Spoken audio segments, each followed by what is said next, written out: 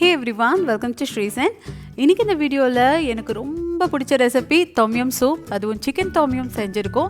South east Asian குசைனில் one of the most famous recipe இந்த tom yum. இதோட origin பார்த்திங்கன்னா தாய்லாந்து, மலேசியா, சிங்கப்பூர் இங்கே எல்லாமே ரொம்ப ஃபேமஸான இந்த ரெசிபி நம்ம எப்படி சிம்பிளாக வீட்டிலேயே செய்யலாம் அப்படின்றத பார்க்க போகிறோம். ஃபஸ்ட் இதுக்கு வந்து ஹோம்மேட் தொம்யம் பேஸ்ட் செய்ய போகிறோம். அதுக்கு ஒரு மசாலா அரைக்கணும்.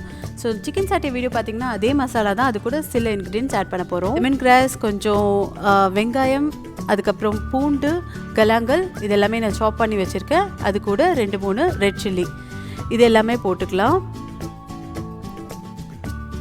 இது எல்லாமே ஃபைன் பேஸ்ட்டாக அரைக்கணும். ஏன்னா ஃபர்ஸ்ட் நம்ம வந்து தொம்யம் பேஸ்ட் செய்ய போகிறோம்.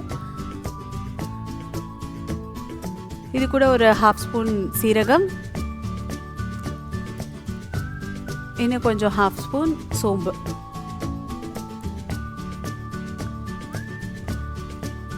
இதை ஆட் பண்ணிவிட்டு இது கூடவே நான் ஒரு ஸ்பூன் சில்லி பவுடர் ஆட் பண்ண போகிறேன்.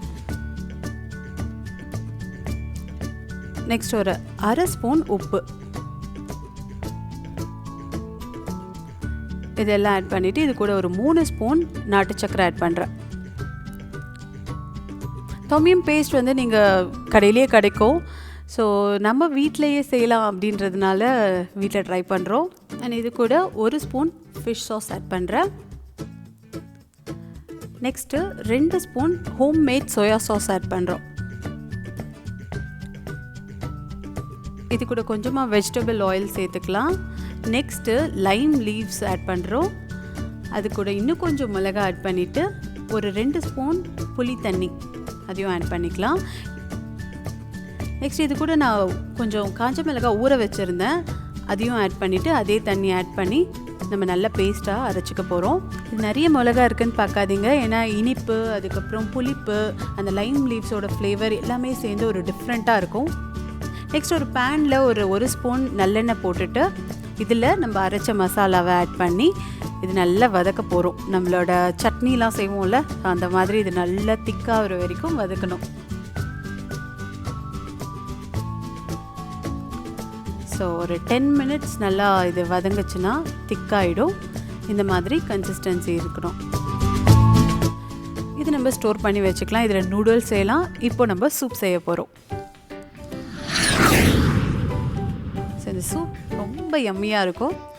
இதுக்கு நான் கொஞ்சம் லெமன் கிராஸ், கொஞ்சம் கலாங்கல், ஒரு தக்காளி, இன்னும் கொஞ்சம் லெமன் லீவ்ஸு, அதுக்கப்புறம் மிளகாய், ஒரு பேனில் ஒரு 2-3 கிளாஸ் தண்ணி ஆட் பண்ணிவிட்டு நம்ம கட் பண்ணி வச்சுருக்கிற இதெல்லாம் ஆட் பண்ணிக்கலாம். இந்த லெமன் லீவ்ஸோட ஃப்ளேவர் நான் சொன்ன மாதிரி ஒரு டிஃப்ரெண்ட்டாக இருக்கும்.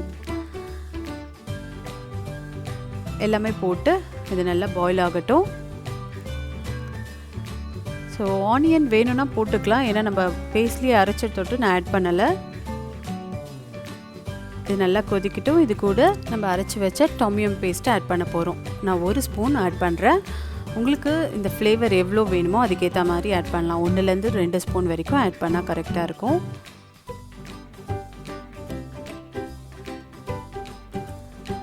ஸோ இது நல்லா பாயில் ஆகட்டும். இப்போது இது கூட நான் சிக்கன் பீசஸை நல்லா சின்ன சின்ன பீஸாக கட் பண்ணியிருக்கேன், அது எல்லாமே ஆட் பண்ண போகிறேன். ஸோ தனியாக சிக்கன் ஸ்டாக் எதுவுமே போட தேவையில்லை. ஸோ சிக்கன் போட்டுட்டு ஒரு 20 மினிட்ஸ் இது மீடியம் ஃப்ளேமில் கொதிக்கட்டும், மூடி வச்சுடுங்க.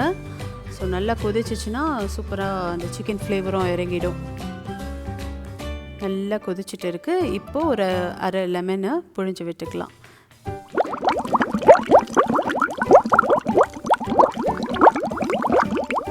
சூப்பராக பாயில் ஆகிட்டு இருக்குது. யம்மியாக ரெடியாக இருக்குது. ஸோ இதை சர்வ் பண்ணிடலாம். இப்போது